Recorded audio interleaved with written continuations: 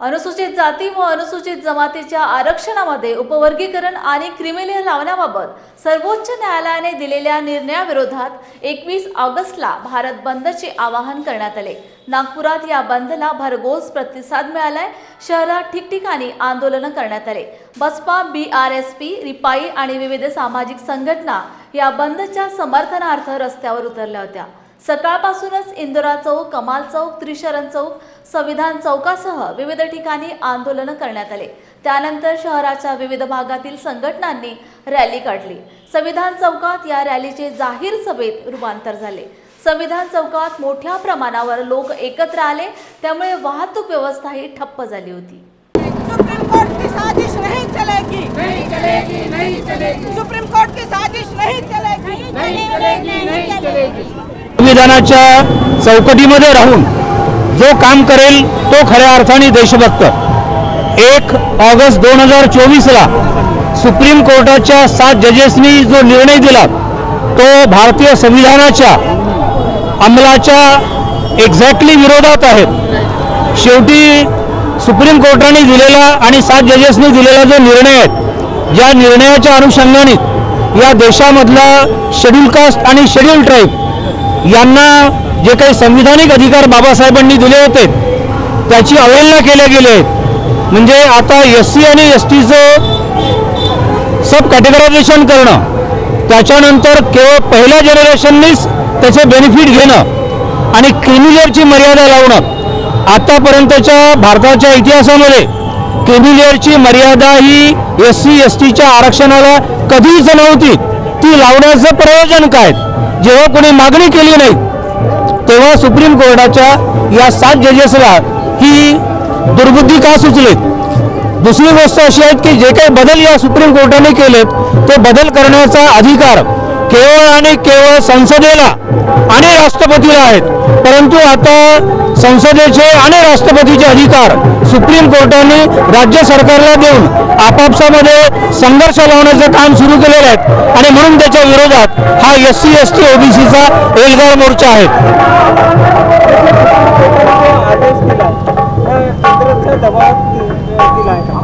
निश्चित सध्या जे केंद्राचं सरकार आहे हे RSSच्या धोरणावर चालतं। RSSला जे हवं तेच सरकार करतात आणि जे सरकारला शक्य नसेल ते सुप्रीम कोर्टाच्या माध्यमातून करतं। आमचा आरोप आहे की सुप्रीम कोर्टाच्या जजेसनी घेतलेला निर्णय आहे तो जर SC STच्या विरोधात आहे, OBCच्या विरोधात आहे, आपण त्या 7 बेंचवर 9 बेंचचं आपण एक विचारमंच तयार करावा, खंडपीठ तयार करावं आणि त्याच्यामध्ये OBC, SC आणि ST यांची माणसं घ्यावीत। त्यावेळेस तुम्हाला खऱ्या अर्थाने प्रतिनिधित्व कळेल। म्हणजे आज असं आहे की तिथे भूषण गवई जर सोडले तर एकही दुसरा बहुजन प्रवर्गातला माणूस नाही आहे आणि भूषण गवई साहेबांचा निर्णय हा सुप्रीम कोर्टाचा निर्णय अतिशय घातक आहे।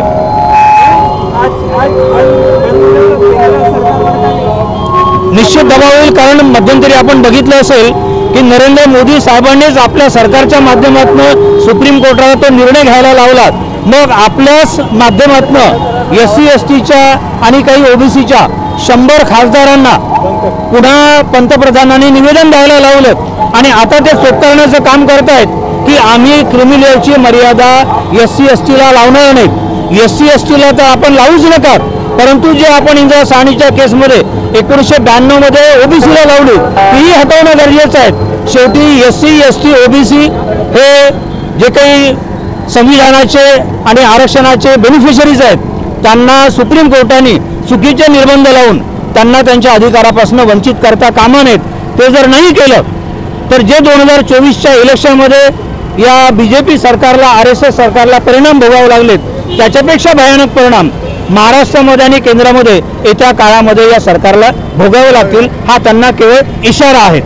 बहुजन रिपब्लिकन सोशलिस्ट पार्टीचे राष्ट्रीय अध्यक्ष advocate doctor Suresh Mane sir, जे भारतीय संविधानाचे तज्ज्ञ आहेत, PhD आहेत आणि यांनी बरेचसे विश्लेषण केले आहेत आणि या विश्लेषणामध्ये असं मार्गदर्शन झालं आहे की हा जो निर्णय सर्वोच्च न्यायालयाने दिला आहे ते असंवैधानिक निर्णय आहे। संविधानामध्ये जी अनुसूचित जाती आणि जमातीला जो आरक्षण मिळालेलं आहे तो आरक्षण सामाजिक मागासवर्गाच्या आधारावर आहे, अनटचेबिलिटीवर आहे. आणि ही जी अनटचेबिलिटी आहे ही सर्व SC STच्या समाजाला सारखी आहे. असं नाही आहे की एकाला कमी अनटचेबल मानलं जातं, दुसऱ्याला जास्त अनटचेबल मानलं जातं. ज्या पद्धतीने यांनी वर्गीकरण केलं आहे, हा वर्गीकरण याने आर्थिक आधारावर वर्गीकरण केलं आहे, ते अतिशय असंविधानिक आहे. आणि त्याकरिता हा जो मोर्चा आहे, आम्ही हा सर्वपक्षीय मोर्चा करत आहोत. इथे या मोर्चामध्ये बहुजन रिपब्लिकन सोशलिस्ट पार्टी, समाजवादी पार्टी, BSP, त्याचप्रकारे BDSP, संविधान जागर, राष्ट्रीय संत तुकडोजी महाराज मागासवर्गीय संघटना, कास्ट ट्राइब, राष्ट्रीय संयुक्त मोर्चा, राष्ट्रीय OBC महासंघ, असे अनेक संघटना व राजकीय पक्ष या मोर्चामध्ये सामील आहे. आणि या मोर्चाचा मेन उद्देश आहे की आम्ही सुप्रीम कोर्टला हे देऊ सांगू इच्छितो की आम्ही तुमच्या निर्णयाच्या सहमत नाही आहे. तुम्ही जातीची फूट टाकत आहात, जातीमध्ये विभागणी करतायत, तुम्ही समाजामध्ये फूट टाकण्याचं काम ही सर्वोच्च न्यायालय करताय, ते आम्ही अजिबात सहन करणार नाही. धन्यवाद. जय भीम. काही SC STचे खासदार मोदींना भेटून आले आहेत की हा लोकसभेत याचा अतिशय सुंदर प्रश्न तुम्ही विचारला साहेब.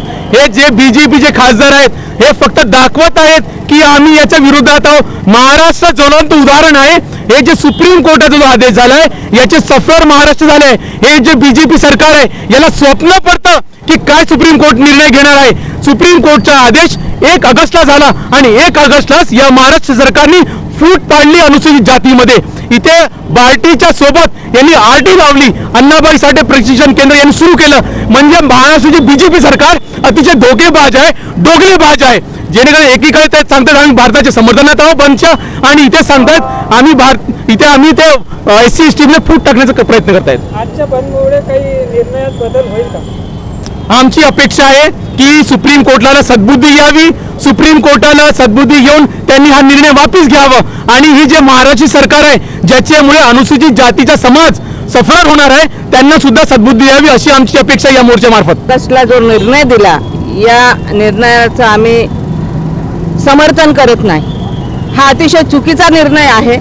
जर SC ST OBCला जर वर्गीकरण करायचं असतं तर डॉक्टर बाबासाहेब आंबेडकरांनी तेव्हाच वेगवेगळ्या पद्धतीने दिलेलं असतं.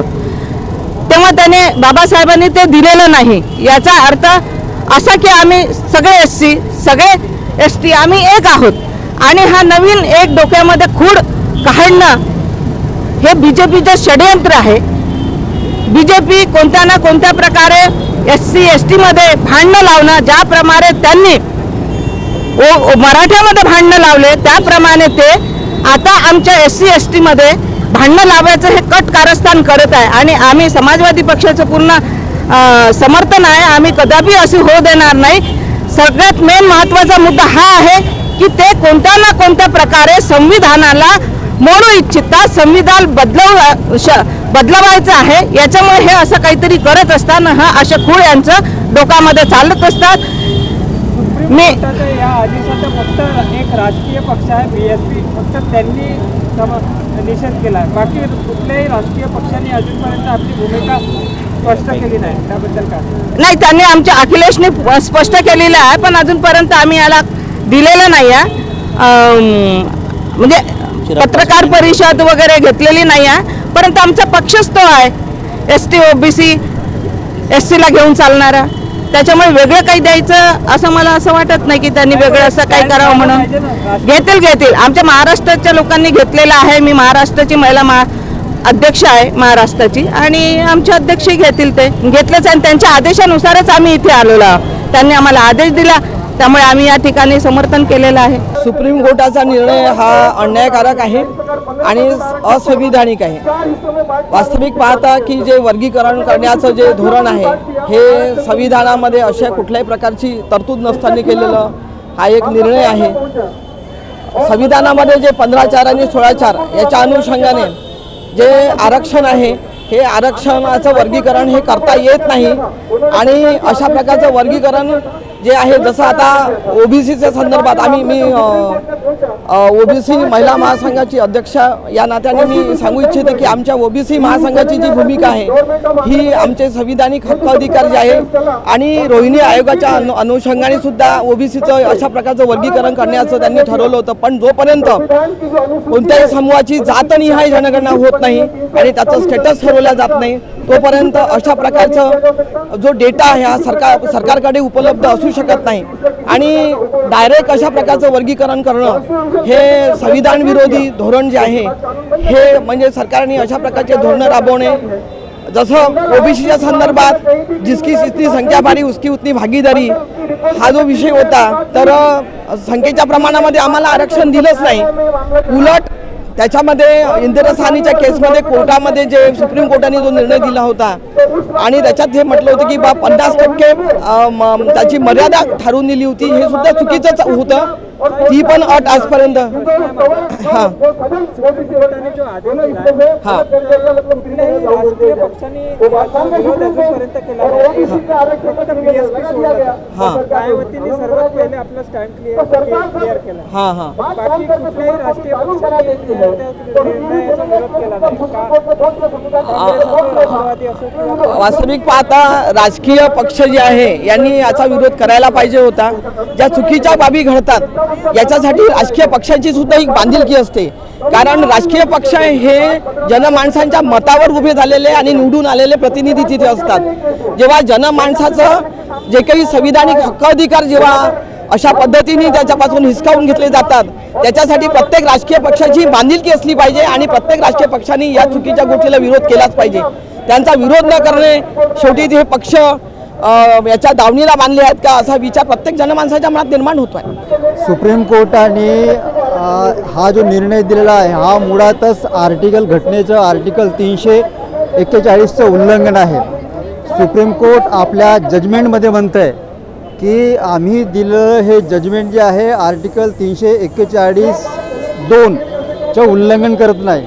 आता काय आहे आर्टिकल 341(2)? तर हे आहे की या लिस्टमध्ये कुठलीही नवीन जात ॲड करता येत नाही किंवा तिला काढता येत नाही.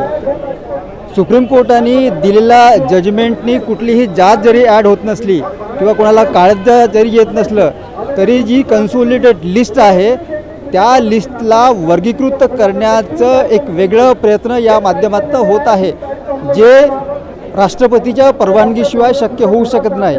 आणि राष्ट्रपतीच्या अधिकारावरती सुप्रीम कोर्टाने घाला घातलेला आहे, हे मुळातच निंदनीय आहे. त्याचसोबत या जजेसमधल्या एका जजने क्रिमिलेअरच्या संदर्भात तशी प्रेयर नसताना किंवा कोणी डिमांडही केलेली नसताना त्याच्यावरती भाष्य केलेलं आहे की अनुसूचित जातीमधल्या काही अधिकाऱ्यांच्या नंतरच्या पिढीला याचा लाभ होता कामा नये. आता या संदर्भात मला एक प्रश्न विचारायचा आहे की यापूर्वी बाप नोकरीवरती, मुलगी नोकरीवरती, पोरगा नोकरीवरती, आजा नोकरीवरती, बहीण नोकरीवरती सगळेच आहेत, त्यांच्या संदर्भात कुठलीही क्रिमिलेअर नाही. आणि काल परवाच्या मिळालेल्या आरक्षणाने 1-2 पिढ्या काय उन्नत झाल्या असतील तर सुप्रीम कोर्टाच्या एका जजला असं वाटत आहे की याच्यामध्ये क्रिमिलेअर असावी. हा मुळातच अन्यायकारक असा निर्णय. या क्रिमिलेअरची कन्सेप्टला तत्वशः मान्य जरी करण्यात आले नाही तरीसुद्धा ही जी आहे सूचना म्हणून मांडण्यात आली आहे आणि या सूचनेचं भविष्यामध्ये पालन केल्या जाण्याची भरपूर शक्यता आहे. जजेस कोट करताना, रेफरन्स करताना, आपला पुढचा निर्णय लिहिताना अशा अनेक जजेसचे स्टेटमेंट कोट करून आपल्या निर्णयाला बळकटी देत असतात. हे मुळातच त्या येणाऱ्या भविष्यातील निर्णयाला बळकटी देण्याचं एक कारण बनेल. त्याच्यामुळे समता सरी दल या निर्णयाची निंदा करत आहे आणि सुप्रीम कोर्टाच्या माध्यमातून देशामध्ये झगडे लावण्याचा अनुसूचित जातीमध्ये प्रयत्न होत आहे असा सगळ्यांना सूचित करत आहे आणि याच्यापासून सजग राहण्यासाठी प्रयत्न करत आहे. याला थांबवता कसं येईल? 2 गोष्टी थांबवता येईल. एक तर या संदर्भामध्ये पुनर्विचार याचिका दाखल करावी. पुनर्विचार याचिका दाखल केली तर ती 7 जजेसच्या पुढेच जाईल आणि त्याच्यानंतर हायर जजेसच्या बेंचला हे रेफर करावं परत निर्णयावरती विचार करण्यासाठी. तो एक मार्ग आहे. किंवा मग सरकारने आर्टिकल 123 अनुसार म्हणजे मेमोरंडम आणून किंवा ऑर्डिनन्स आणून याच्यावरती उपाययोजना करून याला पुढच्या होणाऱ्या संसदेच्या पटलावर ठेवून कायदा बनवून याला निरस्त करता येतं. केवळ SC STच्याच आरक्षणाचा हा मुद्दा नाही, तर OBCमध्येही वर्गीकरण करून क्रिमिनल लागू करण्याचा आदेश 1 ऑगस्टच्या सुप्रीम कोर्टच्या 6-1 अशा बहुमतानं दिलेला आहे. मूळतः SC आणि STच्या आरक्षणामध्ये कॅटेगरी करण्याचा अधिकार सुद्धा राज्य सरकारला सुप्रीम कोर्टानं या निर्णयाद्वारे देऊन टाकलेला आहे. तसला कोणताही अधिकार मूळ संविधानात नाही. केवळ राष्ट्रपतीला आर्टिकल 341च्या अधिकारान्वये अनुसूचित जाती जनजातीची ओळख करून आरक्षण देण्याचा अधिकार आहे. आता वर्गीकरण करणे म्हणजे काय, तर कोटा इन द कोटा हा नवा सिस्टम सुप्रीम कोर्ट लागू करू इच्छिते. मुळात नीती नियम आणि योजना करण्याचं काम सुप्रीम कोर्टाचं नाही आहे, संसदेचं आहे. संसदेमध्ये निर्णय घेऊन जर संसदेनं तसला कायदा केला तर तो कायदा होऊ शकतो. परंतु वर्तमानामध्ये असं प्रचलित चाललंय की सुप्रीम कोर्टाच्या जजांनी तेच सरकार चालवत आहेत असला निर्णय घ्यायचं आणि निकाल देऊन टाकायचा आणि सरकारला बाध्य करायचं की तुम्ही असला कायदा करा, तुम्ही असला कायदा करा असं सरकारला बाध्य करायचं. हे अलोकतांत्रिक आहे, लोकशाहीच्या विरोधात आहे. आणि अनुसूचित जाती जमातीमध्ये वर्गीकरण करणं म्हणजे अनुसूचित जाती जमातीचं राजनैतिक विभाजन करून त्याच्यात दंगल सदृश स्थिती निर्माण करणं आहे. कसं वर्गीकरण करणार आहे, राज्य सरकारकडे जेवढ्या अनुसूचित जाती आहे त्याच्यामधल्या निवडक 5-6 लोकांना 5-6 जातींना वरिष्ठ असं स्थान द्यायचं आणि कोट्यामधला जास्तीत जास्त आरक्षण त्यांना द्यायचं. याच्यामुळं मणिपूर सारखा प्रसंग आपल्या महाराष्ट्रात उद्भवू शकतो, सर्व राज्यात उद्भवू शकतो. म्हणून कोणत्याही परिस्थितीत राष्ट्रपतीने जो अधिकार 341 कलमान्वये अधिकृत केलेला आहे त्याला सुप्रीम कोर्टाने छेद देऊ नये आणि हा कायदा त्वरित रद्द करावा, हा आदेश पाडण्यात येऊ नये, यासाठी सर्वच समाजातील लोकांनी इथं आंदोलन केलेलं आहे.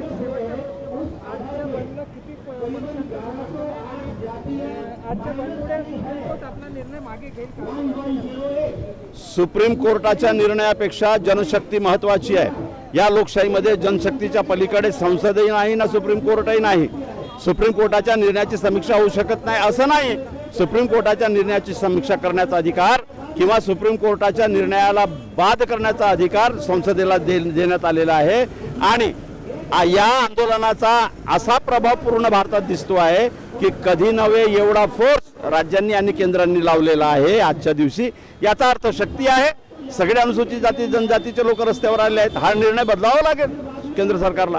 सुप्रीम कोर्टाचा आदेश आणि जो निर्णय आलेला आहे 1 ऑगस्टला हा अत्यंत अन्यायपूर्ण निर्णय आहे आणि या देशातला 85% नागरिक या निर्णयाच्या विरोधात आहे असं माझं मत आहे. हा निर्णय जरी SC आणि ST आदिवासी आणि दलितांसाठी असला तरी सुद्धा ज्या पिटिशनरने हे पिटिशन टाकलं त्याची प्रेयर नसतानाही विनाकारण भारतीय संविधानामध्ये इंटरफिअर करत सुप्रीम कोर्टानं अत्यंत अन्यायकारक हा निर्णय दिलेला आहे. पिटिशनरांनी कधीही म्हटलेलं नव्हतं की दलितांच्या मध्ये क्रिमी लेअर लावा. पिटिशनरचं प्रेयर कधीही नव्हतं की दलितांचं सब क्लासिफिकेशन करावं. परंतु तरीसुद्धा या सुप्रीम कोर्टानं माझा आरोप आहे की ही जे पिटिशन आहे ही किंवा जो निर्णय सुप्रीम कोर्टानं दिलेला आहे तो निर्णय प्रीफेब्रिकेटेड आदेश त्यांना मिळाला आणि तोच त्यांनी वाचून दाखवला. आणि मग तो आदेश देणारे कोण, तर या देशातले आरक्षण विरोधी असलेले मनुवादी चातुर्वर्णवादी या लोकांचा हा निर्णय आहे. आणि संभवतः पुढच्या येणाऱ्या भविष्य काळामध्ये यांना या देशामध्ये पुन्हा चातुर्वर्णवाद आणायचा आहे या उद्देशातून घेतलेला हा निर्णय आहे असा आमचा स्पष्ट आरोप आहे.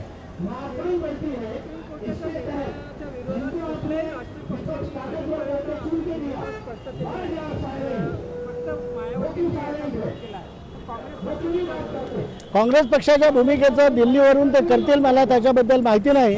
परंतु व्यक्तिगत लेवलवर आणि व्यक्तिगत स्तरावर सगळ्या सामाजिक संघटना या निर्णयाच्या विरोधामध्ये सडकेवर उतरलेल्या आहेत आणि हा आमच्यासाठी अत्यंत संवेदनशील आणि अत्यंत गंभीर मुद्दा आहे आणि त्याच्यामुळे आता संपूर्ण देश या निर्णयाच्या विरोधामध्ये पेटून उठलेला आहे। आदेश का निषेध करती हूँ। अगर कोई कहता है कि यह सुप्रीम कोर्ट का निर्णय है और अगर आप कोर्ट के निर्णय को नहीं मानते तो यह कोर्ट की अवहेलना करते हो, तो ऐसी अवहेलना हम एक बार नहीं बार बार 1000 बार जब तक के जीवित है हम तब तक के करेंगे। क्योंकि जिन लोगों ने यानी क्या सोच के ये निर्णय दिया है, कोटा के अंदर कोटा, अरे जब आप लोगों ने वर्ण निर्माण किए, वर्ण के बाद जाति निर्माण किए, जाति के अंतर्गत जाति निर्माण किए, तब आपको शर्म नहीं आई। और अभी कुछ यानी भारत को आज़ाद हुए 75 साल होने जा रहे हैं, लेकिन हमें जो आज़ादी मिली है तो उससे हमारी सिर्फ और सिर्फ दूसरी पीढ़ी अभी SC ST की आगे आई है, तो तुम्हें इतनी जलनखोरी पैदा हुई है। यानी हमारी शैक्षणिक प्रगति, हमारी आर्थिक प्रगति, हमारी राजनीतिक प्रगति तुमसे देखी नहीं जा रही है और इसके अंदर आप क्रिमिलियर भी लगा रहे हो। बड़ी शर्मसार बात है कि कहाँ क्रिम आपको दिखाई दे रहा है और आप कहते हो कि जिन्होंने वो आरक्षण के बदौलत हो गए, आरक्षण ये कोई भीख नहीं है, यह प्रतिनिधित्व है।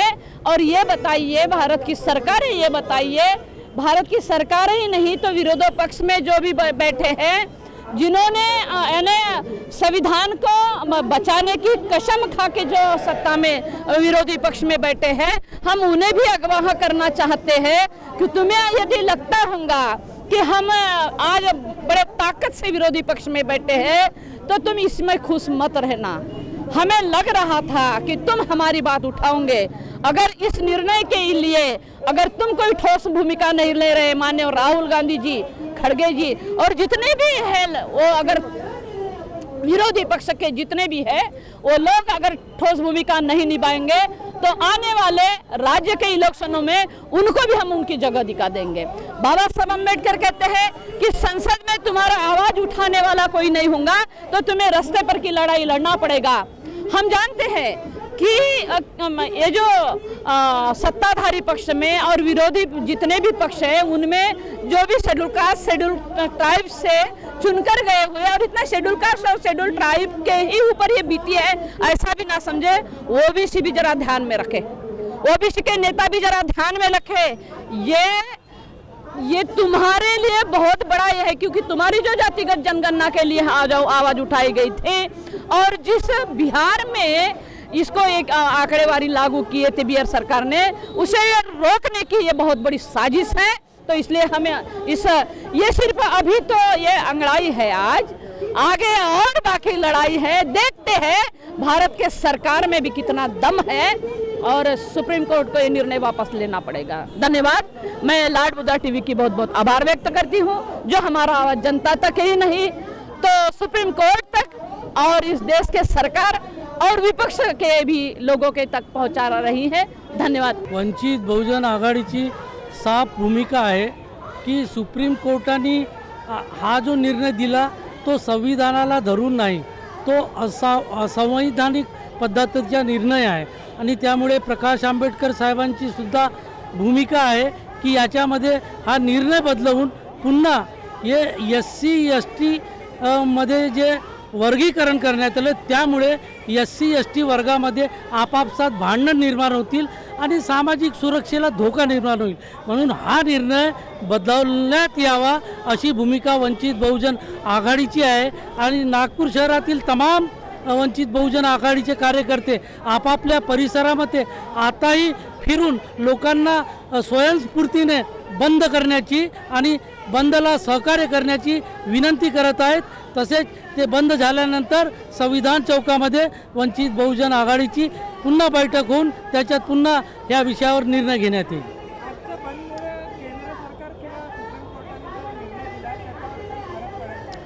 पहा, आम्ही लढणारी जमात आहोत। आम्ही बाबासाहेब फुले शाहू आंबेडकर चळवळीतील कार्यकर्ते आहोत. आम्हाला कळते आजच्या परिस्थितीमध्ये मागून काही मिळत नाही. जेही आपल्याला संविधानानं दिले आहे त्याच्यासाठी सुद्धा संघर्ष करावा लागतो. म्हणून हा जो चुकीचा निर्णय आहे याला सुद्धा किती संघर्ष होऊ द्या किंवा केंद्र सरकार किंवा महाराष्ट्र सरकार किती आपल्या आडकाठी शासनाचा अडथळा आणू द्या, आम्ही इथे थांबणार नाही आणि ह्या निर्णयाला बदलवल्याशिवाय आम्ही राहणार नाही. देश की उच्चतम न्यायालय के इन 7 जजों ने अनुसूचित जाति और जनजाति के आरक्षण में वर्गीकरण का जो सुझाव दिया है और उस सुझाव के अंतर्गत क्रीमी लेयर की जो बात कही है, यह बात पूरी तरह से बेबुनियाद और तर्कहीन है. इससे भारत के न्यायाधीशों का न्यायिक चरित्र जो है, जो जातिवाद और विषमता से प्रेरित है, पूरी तरह से उजागर हो जाता है. आरक्षण की भूमिका और आरक्षण का जो कारण है वो पूरी तरह से अलग है. अनुसूचित जाति जनजाति के लोगों को देश के सामाजिक, आर्थिक और राजनीतिक मुख्य धारा में स्थापित करना ये आरक्षण का मकसद था. अब संविधान लागू होने के बाद, इतने सालों के बाद भी ये समाज अगर देश के सामाजिक, आर्थिक, राजनीतिक मुख्य धारा में स्थापित नहीं हुआ तो इसके कारण खोजने का सुझाव सुप्रीम कोर्ट ने देना चाहिए था. सुप्रीम कोर्ट ने ये कहना चाहिए था कि अनुसूचित जाति जनजाति में जो भी तबका पीछे छूट चुका है उसके पीछे कारण क्या है. क्या शिक्षा कारण है तो फिर सरकार ने शिक्षा क्यों मुहैया नहीं कराई. अगर उच्च शिक्षा कारण है तो सरकार ने उच्च शिक्षा क्यों मुहैया नहीं कराई. अगर राजनीति में वो पिछड़े हैं, आर्थिकता में पिछड़े हैं, तो उनके रोजगार का, उनके बाकी संधि सुविधा और संसाधनों का जो है पूरा बंदोबस्त जो सरकार ने करना चाहिए था वो इतने साल तक सरकार ने किया नहीं. और एकदम से उठ के सरकार ने बोल दिया कि भाई एक जनरेशन में, एक पीढ़ी में जो आरक्षण का जो लाभ उठाएगा उसके दूसरी पीढ़ी में मिलेगा नहीं. तो समझो कि पहले पीढ़ी में बाप अगर चपरासी बन गया आरक्षण में तो क्या उसके बच्चे ऐसे ही रहेंगे. बाप की चपरासी बनने से उनको आरक्षण का लाभ मिल गया. तो ये जो बात है ये पूरी बेबुनियाद है. और विशेषतः लोग जो है वो इस क्रीमी लेयर और वर्गीकरण तक ही उलझे हुए हैं. सुप्रीम कोर्ट ने इससे भी ज़्यादा बातें कही है जो बहुत भयंकर बातें हैं. सुप्रीम कोर्ट ने संविधान निर्माताओं का जो मकसद था, अनुच्छेद 14 समानता का, 15 भेदभाव न करने का, 16वां जो है वो रोजगार देने का, 341वां जो है राष्ट्रपति के अधिकार अनुसूचित जाति जनजाति के बारे में, ये जिस मकसद से संविधानकर्ताओं ने इसकी परिभाषा संविधान में की थी, इन 7 जजों ने संविधानकर्ताओं की इस परिभाषा को पूरी तरह से बदल दिया है. इन 7 जजों ने संविधान की जो मूल भावना थी उस मूल भावना को ही तहस नहस करने का सुझाव दे दिया है. तो ये फैसला यानी कोई कानून तो बनेगा नहीं. ये कानून बनना इतना आसान भी नहीं है क्योंकि हर राज्य में जातियों की संख्या, जातियों का अनुपात, उनकी सुविधा ये अलग अलग है. तो कानून इतने जल्दी तो नहीं बनेगा.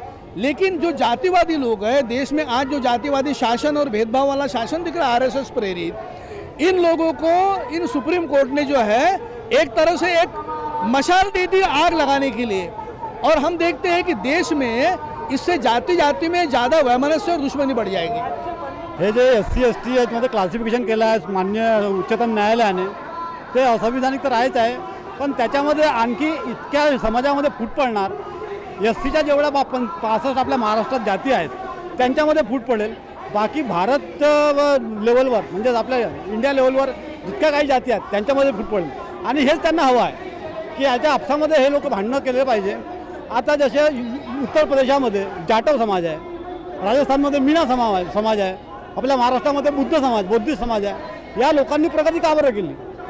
शिक्षणामुळे. बाबासाहेबांच्या मंत्र यांनी अंगीकारला, यांनी बऱ्यापैकी शिक्षण घेतलं, त्याच्यामुळे यांना समोर जाता आलं. नाही, आरक्षण तर त्याचा एक भाग आहे. आरक्षण एक भाग आहे. फक्त आरक्षणामुळे समाज पुढे गेला हे मान्य नाही. शिक्षणामुळे बुद्धिस्ट समाज, राजस्थानमधला मीना, UP मधला जाटव, हे जे काही समाज आहेत आणि हीच त्यांच्या पोटातली दुखणं आहे की हे समोर चालले गेले, आम्ही मागे राहिलो. पण तुम्ही मागे का राहिले याचा तुम्ही काही उहापोह केला पाहिजे की नाही? जोपर्यंत ते करणार नाही. आता याच्यात काय होणार? जेव्हाही कोणतं आंदोलन व्हायचं SC STच्या याच्या अत्याचारावर, तेव्हा सगळ्यात प्रथम बौद्धिस्ट निघायच्या, मीना निघायचे, जाटव निघायचे, चांभार निघायचे. आता जे पुढे यांच्यावर अत्याचार होईल तेव्हा निघणार का हे लोक? नाही निघणार, कारण की क्लासिफिकेशन होईल, आपसामध्ये तुटातूट होईल.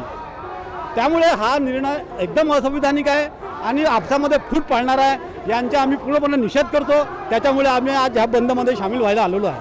धन्यवाद. हां, मी आनंद गजबे बोलतो, बँक कॉलनी टेका नाका. मी इथं सुप्रीम कोर्टाने जो 6 जजांनी जो विरोधात निर्णय दिलेला आहे त्याचा निषेध करण्याकरता इथं आम्ही सर्व मित्रमंडळी आलेलो आहोत. आणि त्यात महत्त्वपूर्ण हे आहे की हा निषेध करून जो विरोध करत आहोत हे फार आवश्यक आहे. कारण शासन आणि सुप्रीम कोर्ट हे मिळून जे असे असंवैधानिक निर्णय घेत आहेत याला कुठंतरी आळा बसायला पाहिजे. यांनाही वाटायला पाहिजे की जन आंदोलनामार्फत आम्ही घेतलेले निर्णय जन आंदोलनामार्फत लोक विरोध करू शकतात आणि विरोध केल्यानंतर आपल्याला हे आपले निर्णय बदलवण्यास आपल्याला भाग पाडू शकतात हे त्यांना कळायला हवं. याकरता आम्ही इथं एकत्रित जमलेलो आहोत. माननीय सुप्रीम कोर्टाने जो निर्णय दिला आरक्षणामध्ये आरक्षण, हा निर्णय माणसामध्ये समाजामध्ये आणि जातीयता निर्माण करणारा, तेढ निर्माण करणारा हा निर्णय आहे. आणि कळस म्हणजे अनुसूचित जाती अनुसूचित जनजातीमध्ये क्रीमी लेअरचा हा एक नवीन कायद्याचं रूपांतर करून त्यांनी एक मोठा अन्याय या SC ST समाजावर आणि भारतीय संविधानावर सुद्धा केलेला आहे. जेव्हा की मागच्या सुप्रीम कोर्टाच्या निर्णय की भारतीय संविधानाला आम्ही हात लावणार नाही, SC ST कायदा आहे तसाच बरोबर आहे, परंतु या वेळेला भारतीय संविधान आणि आरक्षण संपवण्याचा जो डाव होता तो डाव माननीय सुप्रीम कोर्टाच्या माध्यमातून या देशामध्ये राबवण्यात आलेला आहे आणि त्याचा आम्ही निषेध करत आहोत. संपूर्ण भारतभर आंबेडकरी जनता, OBC जनता, कष्टकरी शोषित पीडित जनता या निर्णयाला विरोध करीत आहे. सरकारने लवकरच अध्यादेश आणून हा निर्णय निरस्त करावा अशी या आंदोलनाच्या माध्यमातून मागणी आहे. अन्यथा सरकारला याचे परिणाम भोगावे लागतील असा इशारा या निमित्तानं आंबेडकरी जनता फुले सावित्रीच्या या लेखी या ठिकाणी देत आहेत. हा ऐतिहासिक इंदोरा चौकातून आपण त्वरित याची दखल घ्यावी अशी आमची मागणी आहे.